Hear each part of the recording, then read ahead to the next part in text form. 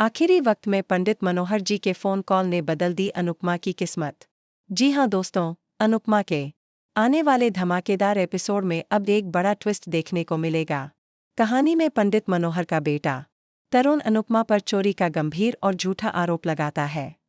मामला इस कदर बढ़ जाता है कि पुलिस अनुपमा को पकड़कर थाने ले जाती है। बेगुनाह होने के बावजूद अनुपमा मुसीबत में फंसी नजर आती है।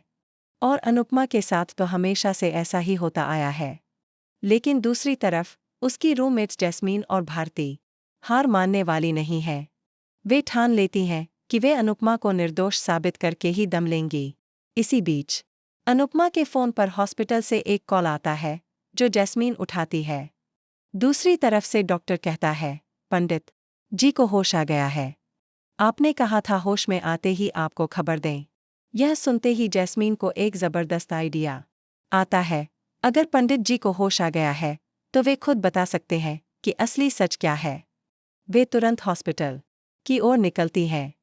हॉस्पिटल में पहुंचकर भारती और जैस्मीन पंडित जी से कहती हैं, आपके बेटे ने अनुपमा पर झूठा इल्जाम लगाया है कि उसने घर के कागज चुराए, जबकि वही लड़की थी जिसने आपको बचाया और अस्पताल पहुंचाया।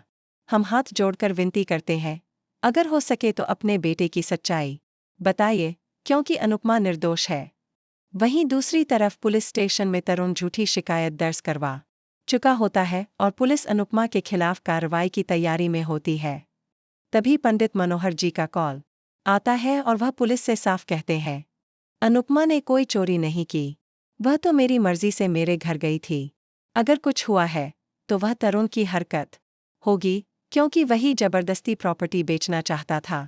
पेपर मेरे पास हैं, जिन्हें मैंने ही तरुण से छिपा कर रखा था। पंडित जी आगे कहते हैं, बिना मेरी गवाही के आप अनुपमा पर कोई आरोप नहीं लगा सकते और मेरी हालत के लिए मेरा बेटा तरुण ही जिम्मेदार है। अनुपमा ने तो मुझे बचाया है। पुलिस तुरंत हॉस्पिटल पहुंचती है और पंडित जी अपने बेटे तरुण के खिलाफ आधिकारिक बयान देते हैं। इसके बाद अब पुलिस तरुण को सबक सिखाने वाली है और अनुपमा को पूरी तरह से क्लीन चिट मिल जाती है।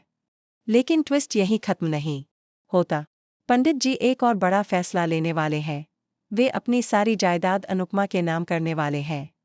जी हाँ दोस्तों, और अब यहीं से कहानी लेगी एक बिल्कुल नया मोड़, जहां इमोशन, ड्रामा और बड़ा धमाका आने वाला है।